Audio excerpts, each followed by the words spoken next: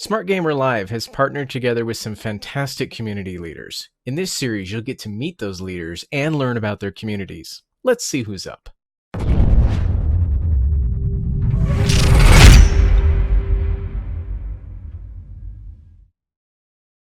Hello and welcome to the Community Spotlight. I am here with Malice, who is the leader of the gaming community Plague. We will chit chat for a while, and hopefully by the end of this, you'll get to know Plague a lot better. You'll know Malice a lot better. Smile, Malice. There we go. So, Malice, first question I have for you. Tell me just a little bit of how Plague originally came to be. Well, we'll rewind time very far back to kind of the origins of MMOs. I played in a game called Asheron's Call. Started in a guild, immediately thought the leadership was a bunch of idiots, and went and started my own. From there, Did you call it Plague at that time? I did not at that time, and back then. They didn't actually have guild names. It was because they had a very interesting structure.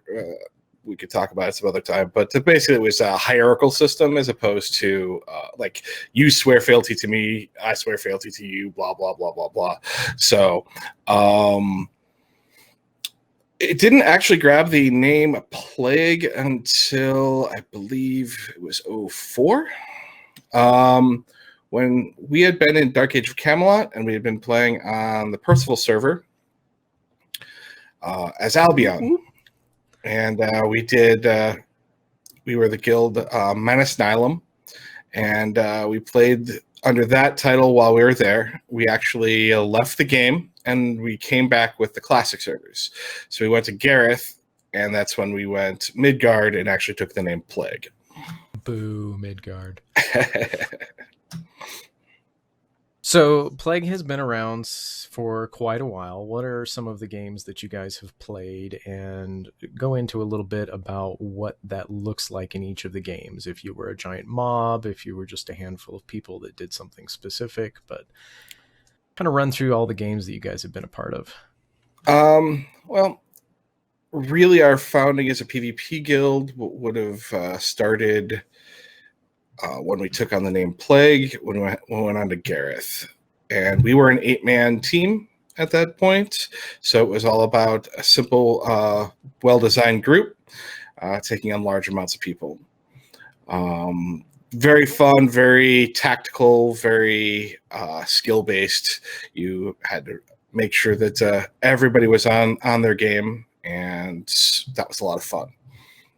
Outside of that, we moved on to several other games. I played in Star Wars Galaxies, though we didn't go under the name Plague there.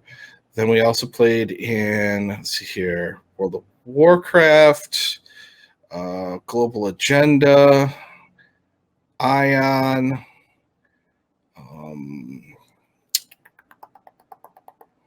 Warhammer, Age of Reckoning. What other major games did we play? We also play a lot of little spotty side games and stuff like that. But we also currently play Arcade, and currently also playing ESO. So let's go back to the days of Dark Age of Camelot. What was your size back then? I know you said you ran 8-man teams. Were you just an 8-man guild at that point? No, we had about 15 people. There was only about 15 members because that's kind of who came back with us from the old days when we were on Percival. Just previously, in that break, we had played Star Wars Galaxies. And when we played Star Wars Galaxies, I was actually a 100-man crafting guild of all things. Oh, wow.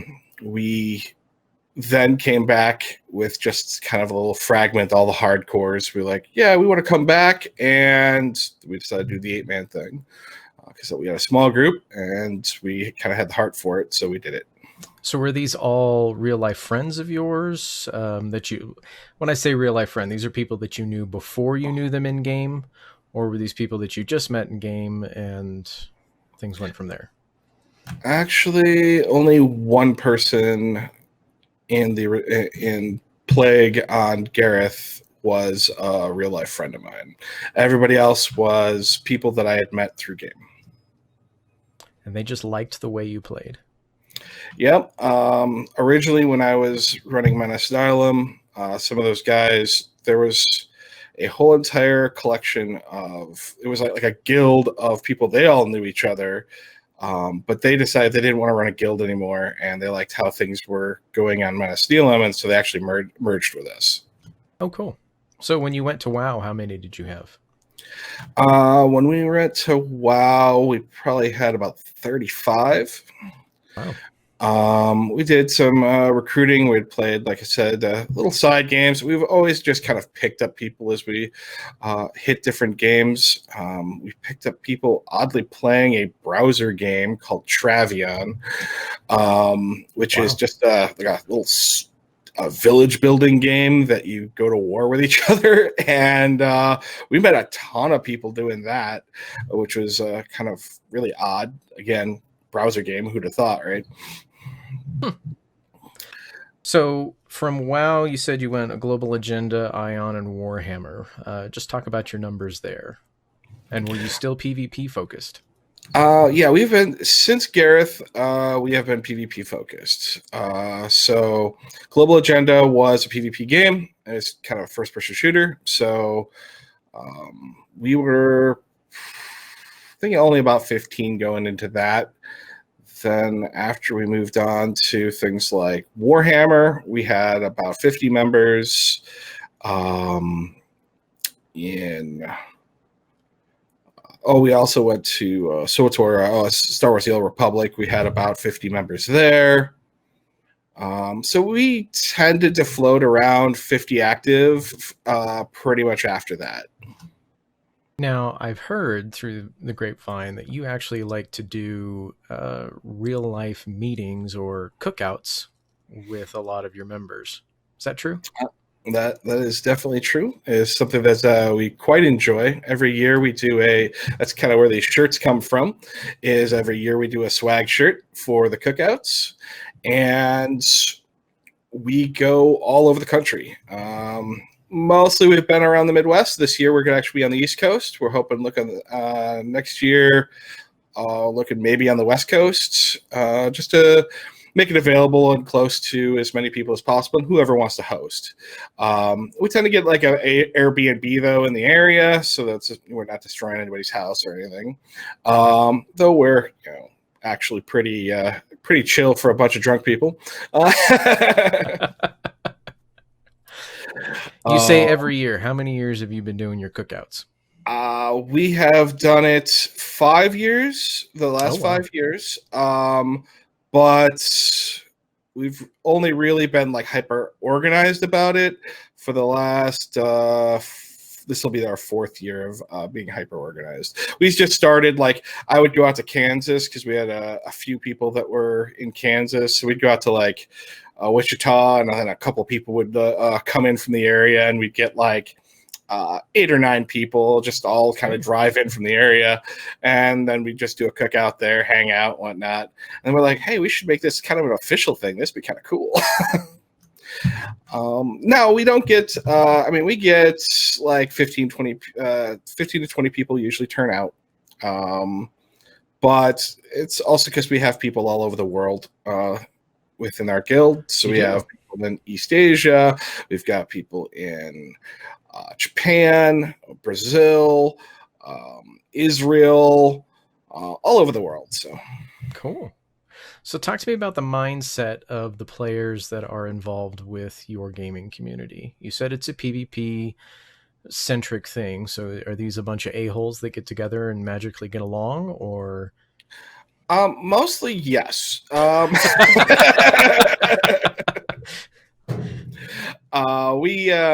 very happy with the fact that we're a-holes. We are kind of, when we show up on a game, we're a little bit, I would say, neutral evil. We really embraced that in ArcAge. When we first started on ArcAge, we started as a mercenary group, We didn't care about our faction. Anybody could pay us to do anything. So we would actually take assassination missions on our own faction's guild leaders, all kinds of funny things like that. It was a blast because we would, part of the payment, we would take like 50 gold just to go out, kill a player, and we'd deliver a message. So we'd say the message and then screenshot their dead body with the message being in the text so that they could see that there was proof that it was killed and delivered. So, as a weird a side event from that one day, I was sitting in town, just half AFK, and I hear these two players talking. They're just talking openly. And one of them is like, dude, they literally assassinated our guild leader right in the middle of the raid. Like, what the hell? And the other guy's like, yeah, that's why I dropped guild. We're going to get hunted down. This is crazy. I figured as soon as you got that someone having conversation, you have no idea who that is, and they're having that conversation about what happened, you're doing it right. So who has anybody assassinated you on that game? Being in charge of Plague. I would say that some of the player nations like to focus me, but I also tend to play fairly tanky characters. So if they focus me too hard, it's to their detriment, and everyone else dies. As all my other guys are DPS, and they just wreck them. So. You call on the swarm. Yep. So you guys are in Arcade and ESO right now. We've talked a little bit about your shenanigans in Arcade. Any shenanigans going on or fun times in ESO? What's the culture like there within your group? Right now in ESO, we just, with some changes in Arcade, a few of us left to kind of explore new grounds because we're waiting for games like Camelot Unchained and Star Citizen and whatnot to come out. But in the meantime, we figured we'd go try it out. I had beta tested the game originally, and it had a lot of cool premise to it. Now we're just kind of in the leveling process, trying to get everybody geared up, everybody leveled up, so that we can actually start doing the big open world PvP stuff. So, and your ultimate goal there? My ultimate goal is I want to try to get about 10 to 15 players so we can run around in their big open field and just to pick people off. Just kind of be. How many would you have? Do you have right now? Whether they're leveling or ready to go. Yeah, currently our guild list looks, I think, over 20. But activity varies right now on ESO. So probably once I'm in a better position, I'll start doing a little bit more recruiting and stuff over there too, to try to make sure we have regular active numbers. Great. What do you see your presence looking like in games like Camelot Unchained and Star Citizen? And go ahead and start with Star Citizen. We'll talk about that one. How do you see Plague in that game? Star Citizen is... We kind of built ourselves around the idea of being a corporation. We actually have it written as Plague with periods all the way through it, which basically is what is it? Pointless. It's basically like pointless, long, and you know, like. So we basically went through and we're like, we're going to be an evil corporation. That's our goal. We're going to basically be. We're legit, and then basically play mediators between pirates and legitimate businesses, okay. and play information broker, sell data, basically be the organized crime version of a corporation. Okay, and Camelot Unchained? As you take a drink. Yeah, sorry about that. And Camelot Unchained, we're gonna focus, I think, like a lot into strike teams. Depends on how many people are coming over. I'm hoping we get 50, 60 people, but I'm expecting that we're gonna break down into about 8 to 10 man like strike teams, and we're gonna move around the map separately and basically harass and break down control of Zergs. Because Zergs will tend to settle in to attack a keep or do whatever, and as they're setting up siege, you'll have guys that'll run up to the wall and fight things at the wall. You have guys that'll hang back by siege. So it really kind of divides up their ranks. So in small strike teams, you can run in, assassinate everybody at the siege, run away. Then they'll come send a small strike force to try to find us. Then we'll pick those guys off. They'll move in. We can just keep harassing and terrorizing Zergs. That's usually what we're best at. That's what we have a long history of. That's what we did in Warhammer. We'd run a 15-man group, go up against 50-man Zergs, and win. So just pick them apart. Yep. That's we would hold castles for hours, just 15 of us, just holding a castle while they just bring everything in the world. And then all of a sudden you start getting scrubs that are like, hey, can we help? Hey, can we help? And it just starts building and building and building. It becomes, then they're just like 3 hours in, they're like, I give up. Never mind. So you had talked earlier about your recruiting and different things. How does that work for you? Are you an open, whoever wants to join gets to join? Is there an application process? Do you have to get warm fuzzies when you meet them? How does that work? We are pretty particular in who we take in. There is a lot of expectation. There's a certain level of trust. We kind of build ourselves around being a family. So as much as I joke about us being assholes, like there's a certain level of, asshole that we won't take. There are definitely the crowd that is out there just to troll and be like, I'm going to spam racist stuff and I'm going to do this and whatever like that. And those are the type of people that we tend to associate with. So I do personal interviews with almost everybody that we take into guild. Though the way that we're structured, sometimes as whoever the local guild leader is for that particular game's job, and I'll work with them and help them in that recruiting process. That was another question I was going to ask. You guys have a lot of irons in the fire as far as games that you play. Are you the GM of all of Plague in each of those games, or are you just the big daddy over the umbrella Plague? How does that look? I am the big daddy over the whole entire organization. You do realize now that on the web you're saying that you're the big daddy. I am the big daddy. Oh yeah. It's now on video, and that will get streamed everywhere now. I have now gone viral. But no, I run everything with a council. I have a council of elders that's advise me. We have meetings. We discuss what is going on in each different game that we're looking at, what politics and things like that is going on in certain games. When we figure out what we want to do, we advise and take input from the actual guild leaders that we put into place. Very oftentimes when we start a new game, I start off as the GM. The council tends to be the officers. We set things up. Once we find a shining star to move into the position of leadership, then we will groom him to become the guild leader, and then we can back off. We'll usually become officers and then let them run the guild more as they see fit. But we try to train them into kind of the same mindset, and they were recruited by us, so they tend to have the same mindset, so everything kind of gels together.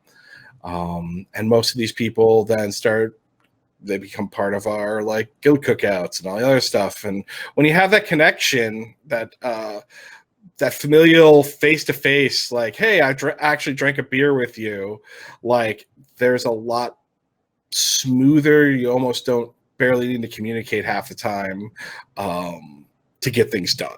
It seems like that would garner a lot more loyalty to the Plague brand as well. Exactly. It helps us because let's be real, especially in the era since Eve, the idea of breaking into a guild and like robbing them or, corrupting them from the inside, doing all kinds of things like that is a true reality now in games, and people kind of get their kicks off of it.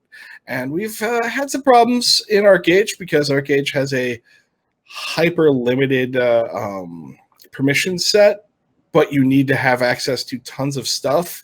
So we actually had one of our members get robbed. But Plague is, I would say, pound of flesh kind of guild.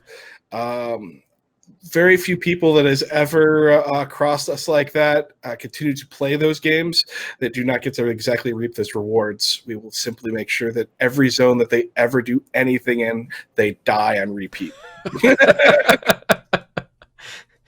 Vengeance. Oh yeah, we actually had a guild in ArcAge that reported one of our members for exploiting. He wasn't. And he was literally talking to us, and they were saying he was botting. He was literally holding a conversation with us. And but at the time, ArcAge was having a big botting problem. So they were any reported botting, they just kick you off the server. They didn't even care. They didn't even take a second. And they kick him right out of play while we're talking to him, suspend him for a week. And so we proceeded to drive not only that guild out of the zone that they were in. All their housing was in a PvP zone, so we just killed them until it was no longer comfortable for them to be in a PvP zone. They eventually all quit the game. So, wow. So you guys definitely take care of your own. Yes. That's good to know.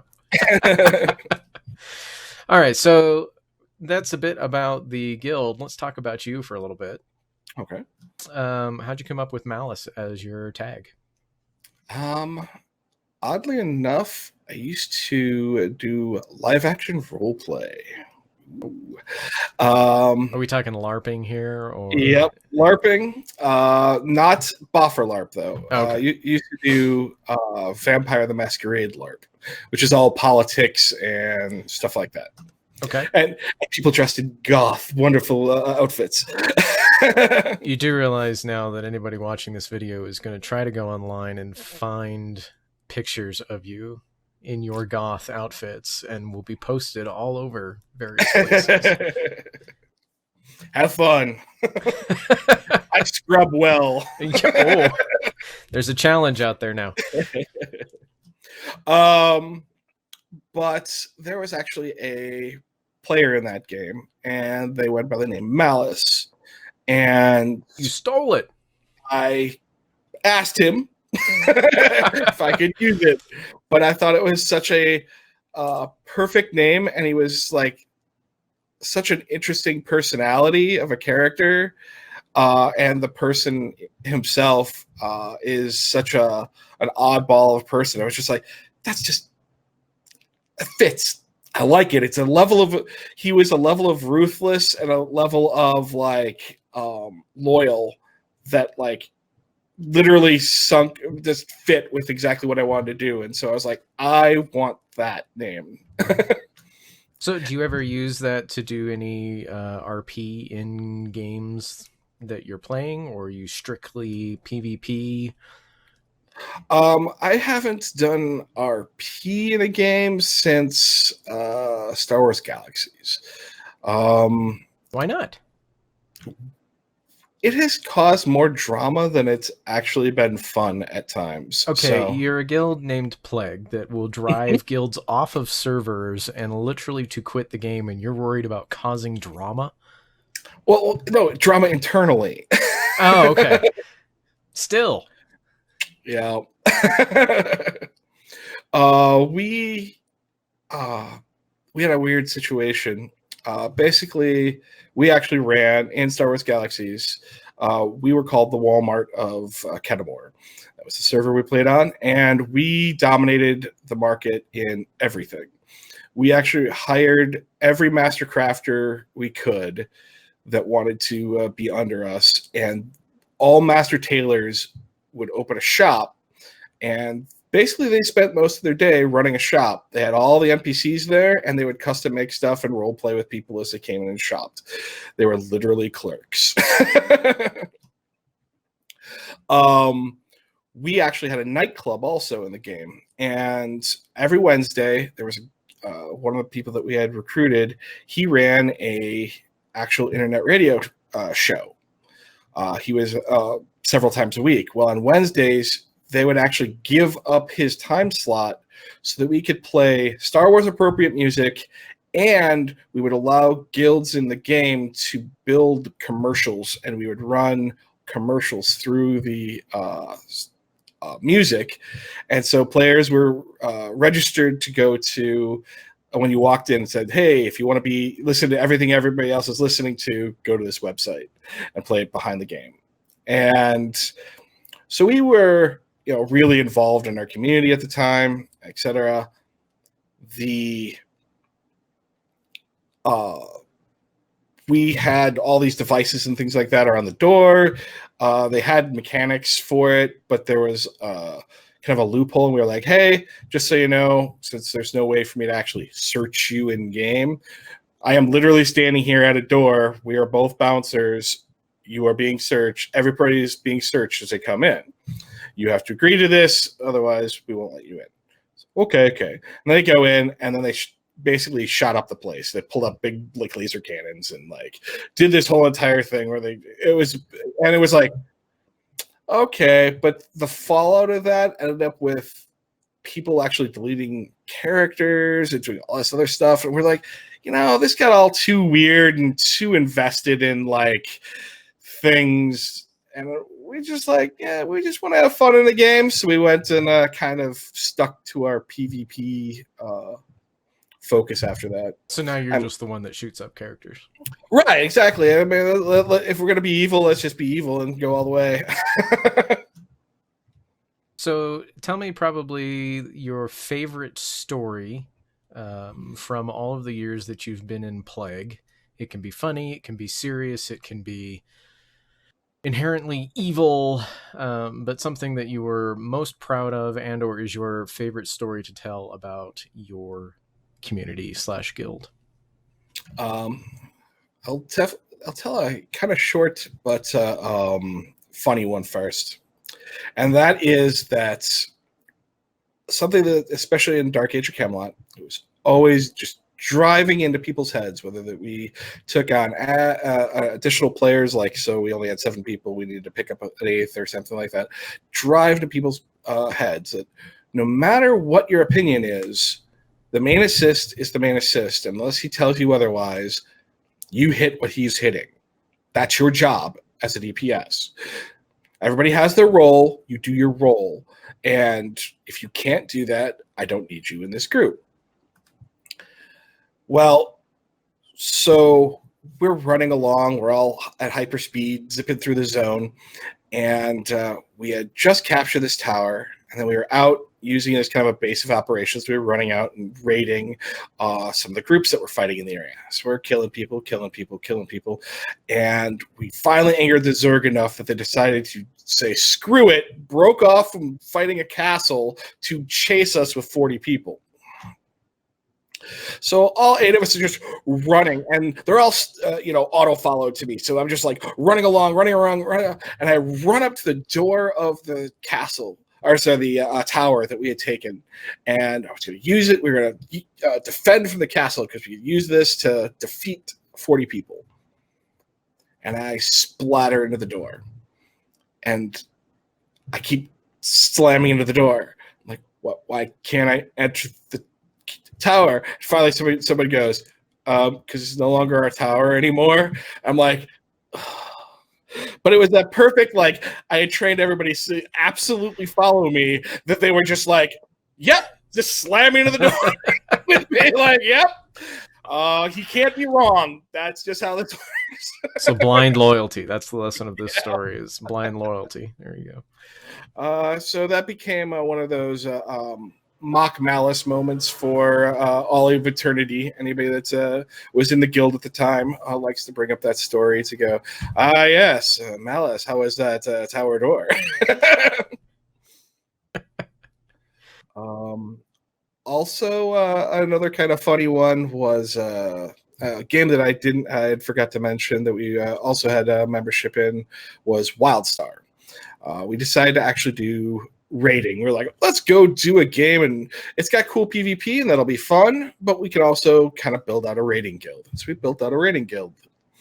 40 very active players. We were the second most progressed guild on the server. And some guy was basically like quitting, but he didn't leave the guild, and I needed the space in the guild, so I went to kick him out. Carbine, in their grand wisdom, put basically terminate guild next to kick person out of guild. Why that's even on the lists there and not somewhere better, don't know. But I clicked the wrong button and disbanded the guild. Oh, which doubly was a pain because we had to submit a ticket. They're like, we want all of our stuff back from the guild vault. And they said, nope, you're screwed. So we lost all of our guild levels. We lost all the loot that was in the guild vault, everything. All because I clicked the wrong button. did you keep playing the game, or did you just say screw it and went on something different? We did until I got banned. So. Okay, there's a story there. Why did you get banned? Come on. I actually got banned because I was using they had a cred system, which was basically paid in-game gold for these tokens that people would sell in the auction house, and you use those to buy your sub. So I had applied my cred, and my sub came up, and they charged my account instead of taking the cred. Well, it took them like 3 weeks to resolve this whole entire bank vault thing for me accidentally clicking a button. So I was like, oh no, I'm just going to reverse the charges and then I'll send in a ticket and we can discuss what's up. And that's the first time I learned that you never reverse charges on an MMO because they will immediately permanently cancel your account. Interesting. And I'm like, I'm the guild leader. And when I got perma-banned, since there was no way to get a guild leader up because it had to wait a month for it to auto-kick me, demote me to allow them to promote somebody else, they literally lost 40 accounts over that. Everybody just quit the game. Like, yep, we're done. There you go. So if people like the idea of Plague and they like the Big Daddy here, how would they how would they go about finding you? Do you like them to do that in game? Is there a place like a Discord they should join? How's that work? Usually we prefer to contact them in game. Therefore, we see a physical presence. We can see what level they are. We can see all that information before we even have that conversation. So we can kind of do a yes, no, maybe so on cursory. And then if they seem like they might have some talent, because we like to take players and go play with them if we can. Go and kill some mobs, go PvP, go do a dungeon, go do something. You can pick up a lot of whether a person has the ability to listen, follow direction, has the motivation, or is just going to sit there and whine and go, oh, so how do I get the next item? And can you help me farm the thing so I can get the next item? That's all I'm going to do. I'm never going to actually do anything useful. I'm just going to whine for the next item. Those people stand out real quick and you get rid of them. Okay, so you're currently in ArcAge. How do they find you there? In ArcAge, my suggestion is they would either talk to myself or they would talk to Muddy, Muddy. Realm and Faction. He is east, because it's east and west there, or Player Nation. And we're on Aria. Okay, Aria East. And for ESO? We are on was Ebonheart Pack. They can contact me, or they can contact Narthesis, and we are. It's a big global server, so So they can just search for Plague and yep. kind of poke people. All right, so if you are interested in Plague, that was a great way to start. Would be either on ArcAge or on ESO. If you are doing your own thing and want to join them for Camelot Unchained, you might still consider getting into one of those other games just to say hi. Get a feel for us, and us a feel for you. There you go. Anything else you would like to say there, Malice? No, just keep enjoying games and get out there and mix it up and don't take things too seriously. But just remember who your friends are and stab a lot of people. There you go, folks. Stab a lot of people. You heard it here.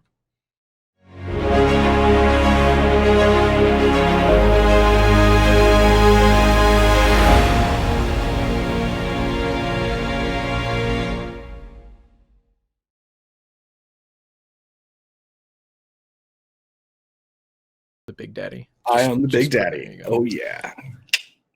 Just remember who your friends are and stab a lot of people.